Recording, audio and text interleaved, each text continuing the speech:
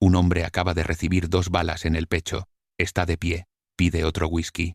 Kansas, 1878. Invierno. Eso ocurrió. De verdad. Una noche real, con frío real, en un pueblo real llamado Dodge City.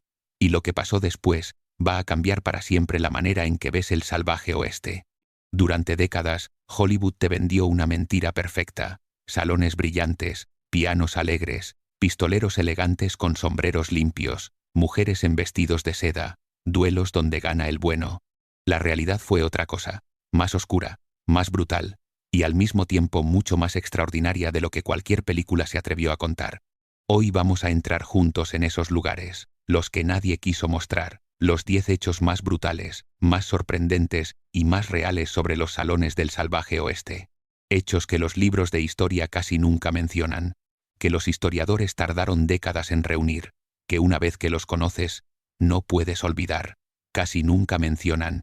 Todo lo que vas a escuchar está basado en registros históricos reales, actas judiciales, reportes de sheriffs, periódicos de la época, testimonios de supervivientes, estudios de historiadores del oeste americano. Ocurrió. Por eso es tan impactante. Imagina esto. Eres un hombre de 40 años. El año es 1875. Llevas 4 meses durmiendo en el suelo, comiendo frijoles fríos, empujando ganado bajo un sol que quema como hierro candente. Las manos agrietadas, la espalda rota, sin ver a tu familia desde el verano. Esta noche, finalmente, llegas a Dodge City. Tienes $90 en el bolsillo, todo lo que ganaste en 4 meses.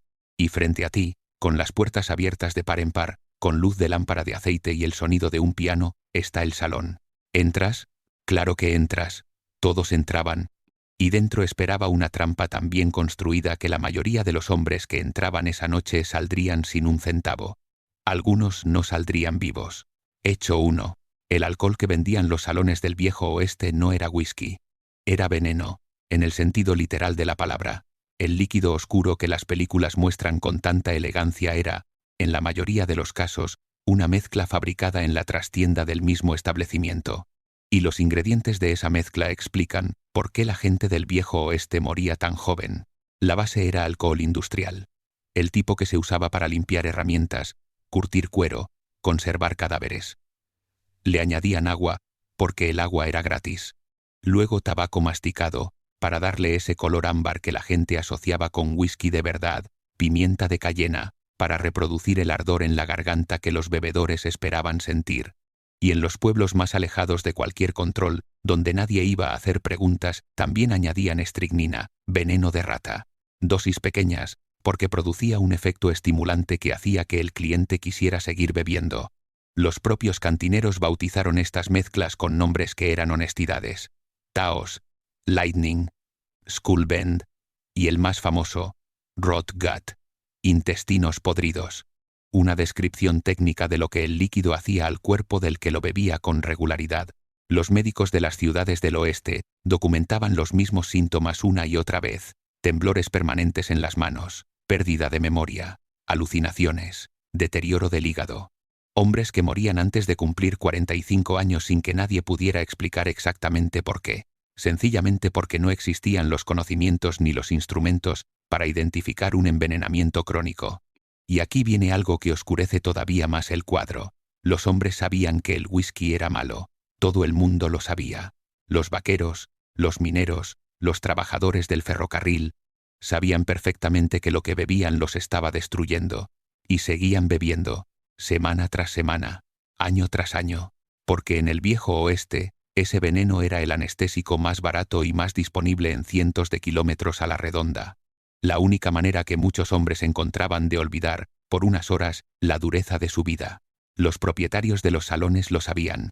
Construyeron sus fortunas sobre eso. Hecho 2. Este segundo hecho revela cómo los salones funcionaban como máquinas perfectas para quitarle el dinero al trabajador más vulnerable. El mecanismo era simple, brutal, y todos caían. Se llamaba crédito de la casa. Cuando un vaquero llegaba sin dinero, el cantinero le ofrecía una copa gratis, solo una, para que el hombre se instalara, se relajara. Luego venía la segunda copa, también a crédito. Y la tercera.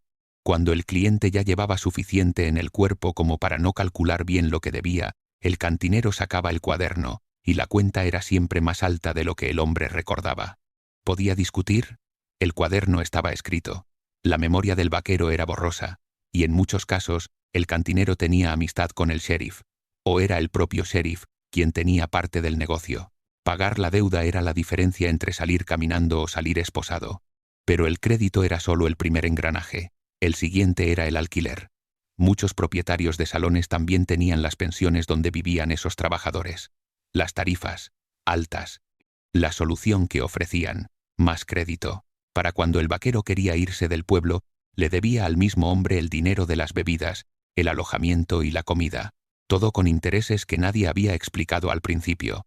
Hay un caso real en los registros del condado de Sedgwick, Kansas, año 1873. Un vaquero llamado J. T. Harmon llegó a Wichita con $72 después de 3 meses de arreo. 12 días después, cuando quiso marcharse, debía $58. Bebidas, alojamiento, gastos varios. Se fue con $14. $14 por 3 meses de trabajo. Ese mismo día emprendió el camino de vuelta a Texas, a esperar otros 3 meses para tener dinero de nuevo. Decenas de miles de hombres vivían exactamente así, una rueda que nunca dejaba de girar. Hecho 3. Las mujeres de los salones del viejo oeste fueron las víctimas más invisibles de todo ese mundo, y su historia real no la cuenta ninguna película. Hollywood las mostró glamurosas, libres, dueñas de su destino, la cantante que elige a quien quiere, la bailarina que baila porque le gusta, la que al final se enamora del pistolero solitario. Esa imagen es completamente falsa. Los números. Entre 1865 y 1895, aproximadamente 50.000 mujeres trabajaban en salones en todo el oeste americano. La gran mayoría llegó porque no tenía otra opción. Muchas eran viudas, su marido había muerto en la guerra civil, en un accidente, en alguna de las enfermedades que mataban con tanta eficiencia en esa época. Solas, en un territorio desconocido, sin dinero, sin familia, el salón era lo único que ofrecía trabajo inmediato. Otras habían emigrado de Europa con promesas de trabajo como empleadas domésticas o costureras. Llegaron al puerto de Nueva York llenas de esperanza. Alguien las mandó al oeste con mentiras. Cuando llegaron al destino, solo encontraron el salón. Las llamaban Dance Hall Girls. Su trabajo oficial era bailar con los clientes, 10 centavos por baile, con una comisión pequeña para ellas. También servían bebidas, cantaban, hablaban con los clientes para que se quedaran más tiempo y siguieran gastando. Pero el sistema estaba diseñado para que nunca pudieran salir. El propietario les cobraba el alojamiento. La ropa obligatoria y llamativa también se la cobraba. El maquillaje. En algunos establecimientos, si el cliente rechazaba la bebida que la mujer le ofrecía, ella la pagaba de su propio bolsillo. El resultado era siempre el mismo.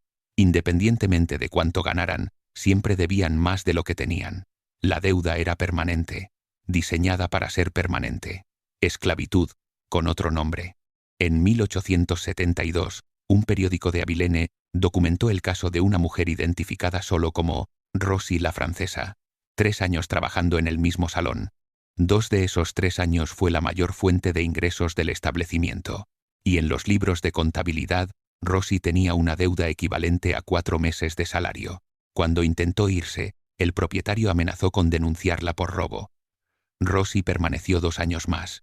Lo que pasó con ella después, nadie lo sabe. Los registros se cortan, como si hubiera dejado de existir. Si estás aprendiendo cosas sobre el salvaje oeste que nunca habías escuchado antes, esto es exactamente lo que hacemos en este canal, la historia real. Suscríbete si todavía no lo has hecho. El botón está justo debajo. Es gratis, y así no te pierdes lo que viene, porque lo que sigue es igual de impactante. Hecho 4. La violencia. Aquí es donde la diferencia entre el viejo oeste de las películas y el viejo oeste real se hace más grande, más gráfica. Cuando John Ford filmaba una pelea en un salón, todo tenía coreografía perfecta. El héroe y el villano se miraban. Silencio. El piano paraba. Un movimiento limpio. Un disparo. Uno caía. Todo el mundo entendía quién era el bueno y quién era el malo. Los historiadores que analizaron los registros policiales de Dodge City, Abilene, Tombstone y otras ciudades encontraron algo muy diferente. La mayoría de los muertos en los salones del viejo oeste morían por la espalda. O en peleas que empezaban por algo completamente absurdo, una discusión sobre una mano de cartas, alguien que pisaba el pie de otro en la oscuridad y el humo de la sala. Los datos. En Dodge City, entre 1876 y 1885, los registros muestran entre 15 y 20 muertes anuales directamente relacionadas con los salones. En un pueblo que en su momento de mayor esplendor no llegaba a 2000 personas, una tasa de homicidios que supera varias veces la de las ciudades más peligrosas del mundo actual, y esos son solo los muertos registrados. Muchas muertes nunca se reportaban. El fallecido era un forastero sin familia. El sheriff tenía otras prioridades. O sencillamente porque en el código del viejo oeste matar a alguien podía considerarse tan normal como comprar una copa. El arma más común en las peleas, por cierto, era la botella de vidrio, gruesa, pesada, disponible en cantidades industriales. Los médicos de la época documentaban constantemente los mismos heridos, cortes profundos en la cara, el cuello, las manos. Heridas que en un mundo sin antibióticos ni desinfectantes efectivos se infectaban con frecuencia terrible. Un corte en el cuello en el Dodge City de 1878 podía no matarte esa noche, pero una infección sin tratamiento real era una muerte lenta, muy dolorosa. Lo que controlaba la violencia en los salones era la reputación. Si había alguien cuya fama de peligroso era suficientemente grande, la gente lo pensaba 2 veces antes de empezar algo. Doc Holliday es el ejemplo perfecto. Dentista de profesión, tuberculoso, en una época donde esa enfermedad era sentencia de muerte sin cura, y eso lo liberó de una manera muy particular. Cuando ya sabes que estás muriendo, el miedo a la muerte pierde su poder. Holliday se convirtió en pistolero de reputación extraordinaria precisamente porque su disposición a arriesgar la vida en cualquier momento era completamente genuina. Los salones donde aparecía regularmente eran, paradójicamente, algunos de los más tranquilos del oeste. Nadie quería ser el hombre que se metiera con el dentista tuberculoso de Georgia, nadie. Hecho 5. El alcohol era la trampa que te quitaba el cuerpo, el juego era la trampa que te quitaba el alma. Las películas mostraron el póker como un duelo de inteligencias entre hombres iguales. Cartas en mano, mirada fija, farol o verdad, gana el más listo. Nada de eso tenía que ver con lo que pasaba de verdad en las mesas del viejo oeste. Un vaquero promedio ganaba entre 25 y 40 dólares al mes en los años 1870. Jornadas de 15 a 18 horas. Condiciones brutales. Peligro constante. Al final de un arreo de 3 meses, ese hombre llegaba al pueblo con entre 70 y 100 dólares. Era todo lo que tenía. Y las mesas de juego estaban esperando. El juego más popular en los salones del viejo oeste era el faro. Reglas aparentemente simples. Los jugadores apostaban sobre qué cartas saldrían de la baraja y la casa pagaba las apuestas ganadoras. Parecía justo, pero los banqueros del faro habían desarrollado técnicas de trampa tan sofisticadas que la casa ganaba siempre. Las cajas para sacar cartas podían llevar mecanismos ocultos. Los dados estaban cargados. Las cartas, marcadas con señales que solo el banquero sabía leer. Espejos colocados con precisión para que el banquero viera las cartas de los jugadores sin que nadie lo supiera. Está documentado. Hay manuales de trampas del salvaje oeste que sobrevivieron hasta hoy y que los historiadores han estudiado en detalle. La trampa era el estándar del negocio. Circulaba una frase entre los trabajadores del oeste con la resignación de quien acepta algo que no puede cambiar. No puedes ganarle a la casa. Todo el mundo lo sabía. Y todo el mundo seguía jugando. Porque la esperanza siempre gana a la razón, cuando el hombre que apuesta necesita desesperadamente que algo cambie en su vida. En el verano de 1871, un vaquero llamado Frank Miller llegó a Abilene con 93 dólares y 40 centavos, 4 meses de arreo desde Texas. Hombre tranquilo, de trabajo honesto. Bebía poco. Buscaba descansar unos días antes de volver con su familia en San Antonio. Se sentó en la mesa de faro de un salón a las 7 de la tarde de un martes. A las 2 de la madrugada del miércoles no tenía un centavo, 7 horas, todo lo que tenía. 3 días después, los registros del sheriff de Abilene muestran que el cuerpo de Frank Miller fue encontrado a 15 kilómetros al sur del pueblo. Causa oficial. Exposición a los elementos. Sin investigación. Sin preguntas. Solo un nombre en un registro que nadie lee. Frank Miller. Un hombre que entró al pueblo con 93 dólares y salió sin nada. Y no llegó a casa. Hecho 6. La sociedad del siglo XIX en los Estados Unidos estaba dividida por la raza de maneras que hoy resultan difíciles de imaginar del todo.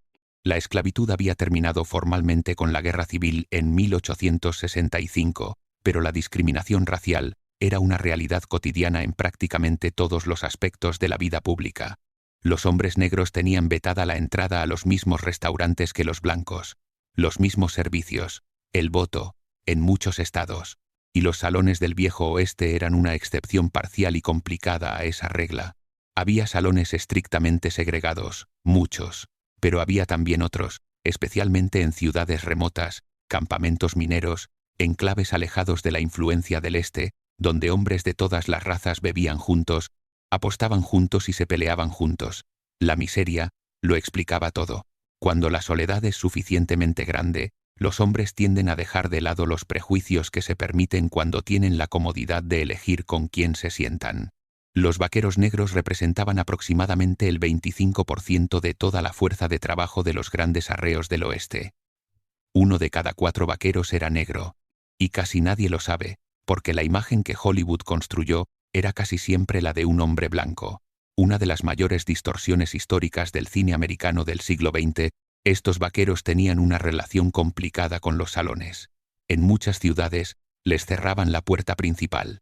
Bebían en cuartos traseros, en estructuras separadas. Pero en los campamentos mineros más remotos de Kansas y Colorado, a veces encontraban algo que en ningún otro lugar de América estaba disponible para ellos: sentarse a la misma mesa que un hombre blanco, como iguales ante la miseria y el alcohol, aunque la ley dijera otra cosa. Bass Reeves fue el primer marshal federal negro al oeste del río Mississippi. Antes de convertirse en lawman, sobrevivió décadas en un mundo diseñado para destruirlo. Encontró en la frontera del oeste, en ese espacio caótico donde las reglas rígidas del este aún no habían llegado del todo, las oportunidades que en ningún otro lugar de América habrían estado disponibles para él. Detuvo más de 3.000 personas a lo largo de su carrera, lo hirieron en combate varias veces, y nunca mató a un hombre que no lo hubiera atacado primero. La mayoría de la gente nunca ha escuchado su nombre. Hechos 7. Este es el que más me costó creer cuando lo encontré, porque convierte al salón en algo completamente inesperado. El Salón del Viejo Oeste era también, en muchos casos, el hospital más avanzado disponible en cientos de kilómetros a la redonda. En el Viejo Oeste, los médicos con formación real eran rarísimos fuera de las ciudades grandes. Los que existían cobraban tarifas que la mayoría de los trabajadores no podía pagar. Lo que había en cambio eran los llamados doc del salón. Hombres con conocimientos médicos variables, a veces autodidactas, a veces con algo de formación real, que operaban desde la trastienda del establecimiento. En el mismo espacio donde se guardaba el alcohol y los croupiers contaban el dinero al cierre de la noche, esos hombres suturaban heridas de bala, amputaban extremidades con gangrena, trataban infecciones con los medios más rudimentarios que puedas imaginar. El alcohol del salón era la anestesia, el desinfectante, el único sedante disponible para procedimientos que hoy consideramos imposibles sin anestesia general. Las amputaciones en los salones del Viejo Oeste son realidad histórica documentada. Un hombre llega con una pierna gangrenada, herida de bala que no pudo tratarse a tiempo, se tumba sobre la barra, consciente, bebiendo ese whisky adulterado como único alivio para el dolor. Alguien lo sujeta con todas sus fuerzas. Otra persona hace lo que puede con el instrumental disponible. Muchos morían. La mayoría, en realidad, alguno sobrevivía. Y para ese hombre, el salón había sido literalmente el lugar que lo salvó, porque era el único lugar al que podía llegar. La ironía perfecta, el mismo establecimiento que vendía el veneno que te enfermaba, era también el único hospital al que podías acudir cuando ese veneno y todo lo demás que el oeste te lanzaba, finalmente te destrozaba. El salón te atrapaba, te drenaba, te enfermaba, y luego, cuando ya no quedaba nada más que hacer, también intentaba salvarte. Una trampa perfecta, un sistema cerrado del que no había salida real. Hecho 8. El poder político real del Viejo Oeste estaba donde nadie nos dijo. En la mayoría de las ciudades, durante el período de mayor auge, el poder real no residía en el ayuntamiento. Tampoco en la oficina del sheriff. Los pastores protestantes construían sus iglesias tan cerca de los salones como podían, compitiendo por las almas y los bolsillos de los trabajadores. Pero el poder real residía en el salón, en las manos del propietario del salón más grande de cada ciudad. Los propietarios financiaban las campañas de los candidatos a sheriff y a alcalde.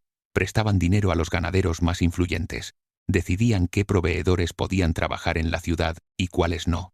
La red que se tejía desde el salón abarcaba prácticamente todas las dimensiones de la vida pública, y el propietario era el centro. Bat Masterson en Dodge City es el ejemplo más documentado, famoso como lowman y pistolero. Pero su poder real venía de su asociación directa con los salones de la ciudad. La ley formal y el negocio del salón estaban tan entrelazados que resultaba imposible separarlos. Masterson protegía a los salones aliados. Los salones aliados financiaban sus operaciones. Los rivales que amenazaban ese equilibrio encontraban de repente que la ley se aplicaba de manera mucho más estricta en sus negocios. Sus licencias tenían problemas inexplicables. Sus clientes acababan involucrados en incidentes que les costaban tiempo en la cárcel. Era corrupción. Y al mismo tiempo era el único sistema de gobierno que funcionaba en ausencia de instituciones reales. En un territorio donde el Estado carecía de los recursos para imponer su autoridad, el propietario del salón y su red de influencias eran el sustituto imperfecto del gobierno moderno que todavía no había llegado. El señor feudal del viejo oeste, su salón era el castillo, su reputación, el ejército, su capacidad para hacer y deshacer alianzas, el código legal que gobernaba la vida de todo el que entraba en su territorio. Hecho 9. En cada película de vaqueros, el piano del salón está ahí como decorado. Alguien lo toca al fondo. Cuando empieza la pelea, el pianista se agacha detrás del instrumento y todos lo olvidan. Eso es exactamente lo que Hollywood hizo con la música de los salones. Decorado, fondo, ambiente sin importancia. Los músicos de los salones eran, en muchos casos, los individuos más educados y más preparados de todo el pueblo. Venían de ciudades del este, de Europa, de México, de América Latina. Muchos habían estudiado música de manera formal. Habían tocado en teatros, en salas de concierto, en iglesias.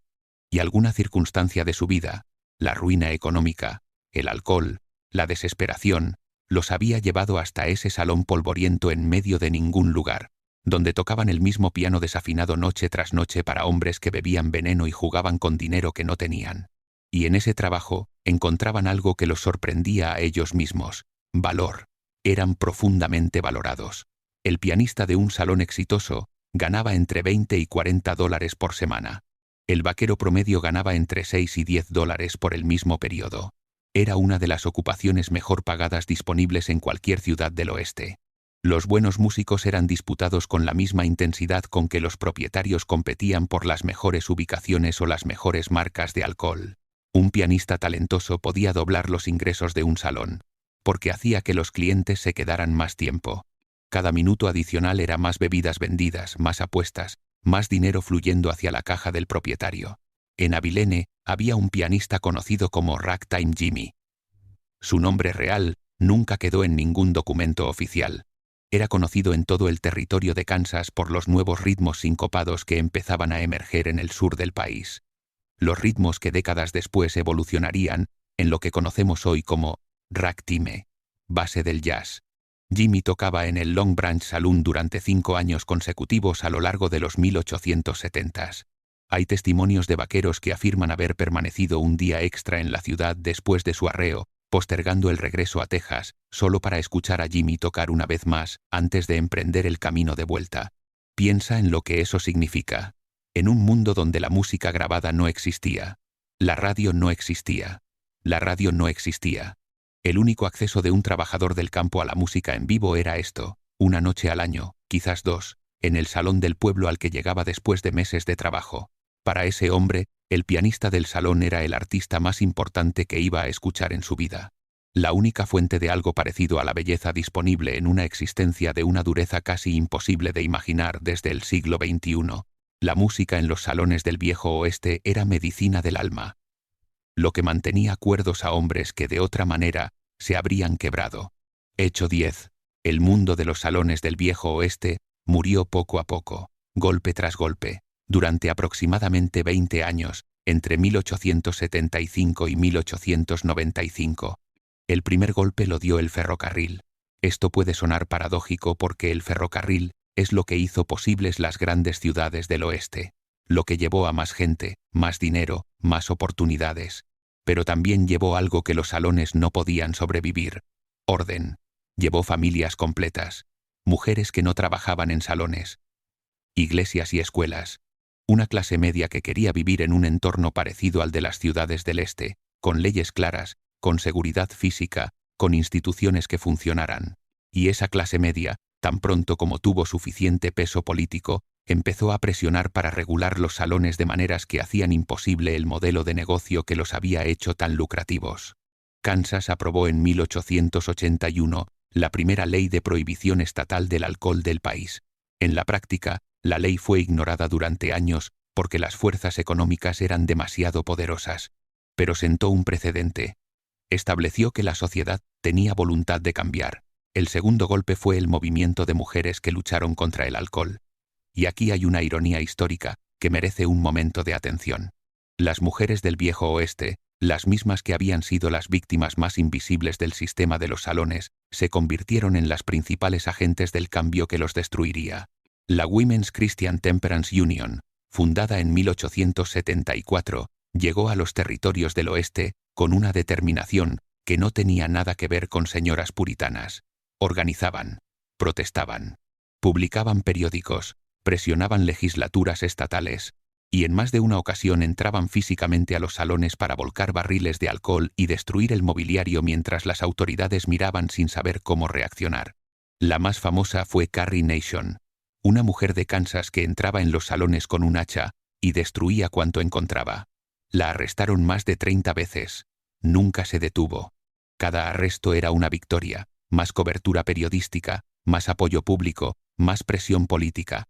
Carrie Nation entendió algo que muchos políticos de su época no habían entendido todavía, que la opinión pública era un arma más poderosa que cualquier revólver. El tercer golpe fue el tiempo, la desaparición gradual de las condiciones que habían hecho posible todo aquello. El fin de los grandes arreos de ganado, cuando los ferrocarriles llegaron más cerca de los ranchos y ya no era necesario mover el ganado a pie durante meses, el agotamiento de las minas de plata y oro, el establecimiento progresivo de leyes más efectivas, la llegada de más familias, más instituciones. Para 1895, los grandes salones del viejo oeste, en su forma original, habían prácticamente desaparecido. Los que sobrevivieron se transformaron en bares convencionales, hoteles, restaurantes.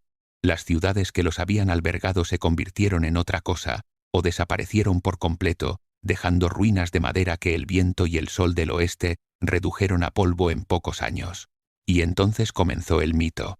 Cuando el viejo oeste real desapareció, comenzó el viejo oeste de fantasía. Las novelas baratas, los primeros espectáculos de Buffalo Bill y luego las películas tomaron esa realidad brutal, sucia, trágica y profundamente humana y la convirtieron en algo limpio, heroico, cinematográficamente satisfactorio. Los salones de polvo y veneno se convirtieron en salones de madera noble y espejo pulido. Las mujeres esclavizadas se convirtieron en damas libres. Los vaqueros envenenados se convirtieron en pistoleros de honor. La violencia absurda y sin sentido se convirtió en duelos perfectos donde la justicia siempre triunfaba.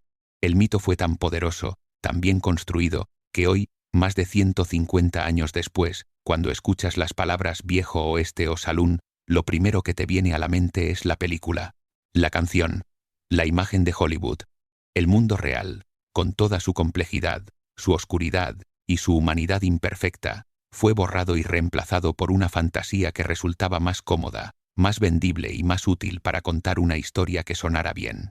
Pero las historias reales están ahí, en los registros de los sheriffs, en las actas de los tribunales, en los periódicos locales que a veces documentaron lo que veían sin filtros, en la historia de Frank Miller, que perdió todo lo que tenía en una mesa de faro en Abilene y fue encontrado muerto en el camino de vuelta a casa, en la historia de Rosie la francesa, que pasó 5 años trabajando una deuda que nunca terminaba, en la historia de Ragtime Jimmy, cuya música mantuvo cuerdos a hombres que de otra manera se habrían quebrado, en la historia de cada médico improvisado que operó sobre una barra de madera con manos temblorosas y un bisturí que necesitaba limpiarse, en la historia de cada vaquero negro que encontró en el caos de la frontera un espacio que el resto del mundo le negaba, en la historia de cada mujer que entró a un salón sin otra opción y buscó, dentro de esa trampa, la manera de seguir siendo ella misma.